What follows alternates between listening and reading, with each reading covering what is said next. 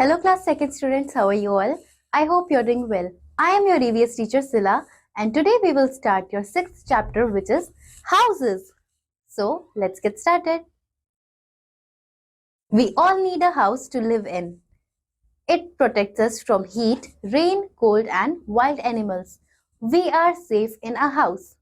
So यहाँ पर क्या बताया गया है कि हम सभी को एक घर की जरूरत होती है रहने के लिए। घर जो होता है वो हमें प्रोटेक्ट करता है हीट से, बारिश से, सर्दी में, वाइल्ड एनिमल्स से, और घर जो होता है वो हमें सेफ रखता है। अब यहाँ पर एक्टिविटी देखिए आप, कलर द गिवन हाउस। आपको यहाँ पर हाउस की पिक्चर दी है जिसमें कलर नहीं है तो आप कलर करेंगे। चलिए आगे बढ़ते हैं।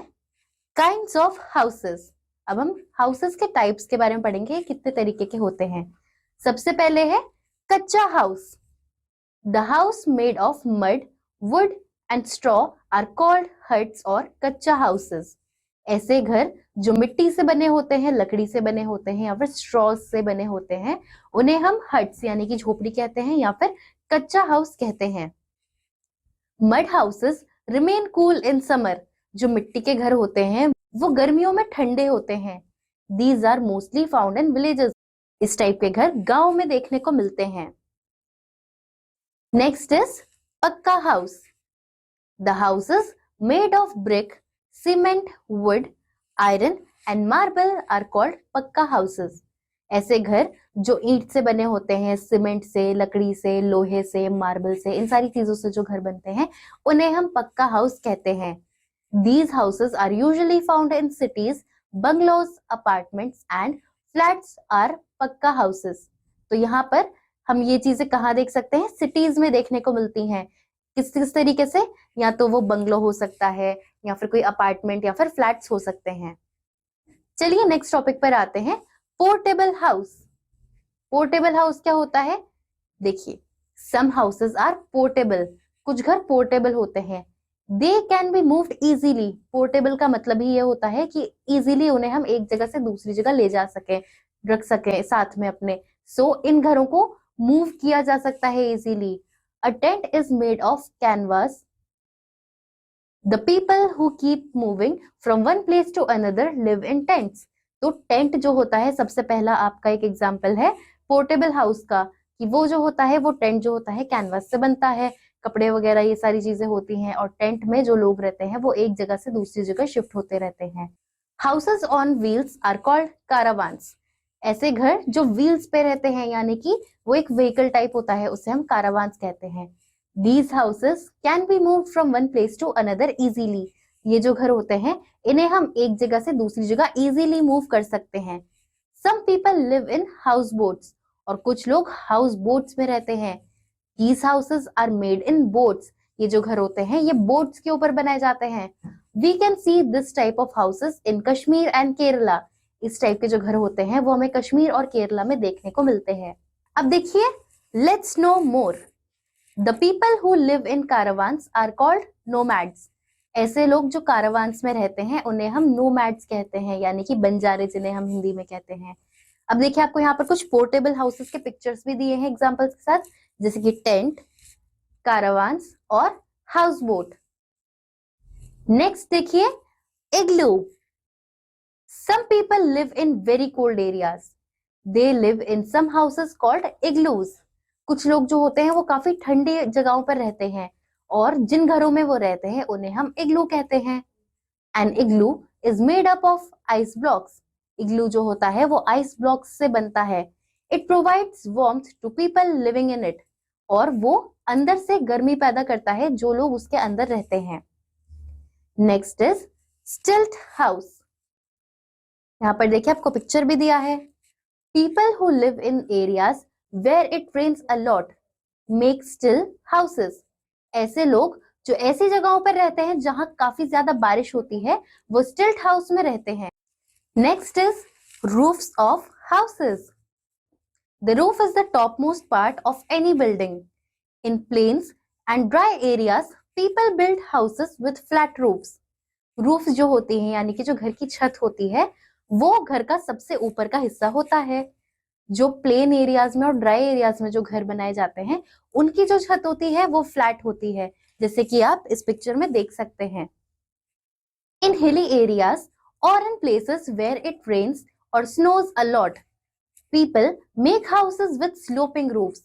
Sloping roofs allows water or snow to slide down to the ground. ऐसे एरियाज जहां पर काफी ज्यादा बारिश होती है और स्नोफॉल होती है, ऐसे ऐसे एरियाज में लोग अपने जो घर की छत होती है उसे स्लोपिंग बनाते हैं, सो दैट छत में से पानी या बर्फ जो भी हो वो आराम से स्लोप डाउन हो जाए और अच्छे से वहां पर लोगों को कोई दिक्कत ना हो। नेक्स्ट देखिए, people who help us to build our house. ऐसे लोग जो हमारी हेल्प करते हैं हमारा घर बनाने में, कौन कौन होते हैं वो? Many people help us in building a house. They are, काफी सारे लोग हमारी मदद करते हैं हमारा घर बनाने में। वो लोग कौन कौन है, आइए डिस्कस करते हैं। The architect drawers the map and design of the house. जो आर्किटेक्ट होता है वो घर का मैप जो होता है और डिजाइन होता है उसे ड्रॉ करता है। The electrician connects electrical equipments to it. जो इलेक्ट्रिशियन होता है वो सारे इलेक्ट्रिसिटी जितनी भी जहां पर लगनी होती है सारे कनेक्शंस वगैरह लगाने का काम करता है। The carpenter uses would and makes doors, Windows and furniture. जो कारपेंटर होता है, खाती जिसे हम कहते हैं, तो वो क्या करता है, उसका काम होता है दरवाजे बनाना, खिड़कियां बनाना, फर्नीचर बनाना and so on. The mason, जो कारीगर होता है, lays bricks and builds the walls, floors and roof of the house. जो घर की दीवारें होती हैं, जो फ्लोर होता है आपका, जो ऊपर की छत होती है, ये सारी चीजें बिल्ड करना मेसन का यानी कि मजदूर का काम होता है। The plumber fits in water pipes, drains and taps. जो प्लम्बर होता है वो सारा पानी का जितना भी कनेक्शन होता है, जहां से पाइप लेना होता है, ड्रेनेज सिस्टम एंड टैप्स वगैरह जितनी भी चीजें होती हैं उन सभी चीजों को लगाता है और मैनेज करता है। The painter paints the walls, the ceiling of the Windows. तो पेंटर जो होता है वो दीवारें पेंट करता है, जो सीलिंग होती है विंडोज की, ये सारी चीजें वो सारी पेंट करता है। तो ये सभी लोग हैं जो एक घर बनाने में हेल्प करते हैं। अब देखिए एक activity, look at the pictures and right the occupational names of these people. अब आपको यहाँ पर पिक्चर दिया है, तो इन पिक्चर के हिसाब से इनका जो भी ऑक्यूपेशन है उस ऑक्यूपेशन का नाम आपको बताना है। ये आप खुद करेंगे। चलिए आगे देखिए, keep your house and surroundings clean. हमें हमेशा हमारे हाउस को और हमारे आसपास की जो सराउंडिंग्स है उसे क्लीन रखना चाहिए।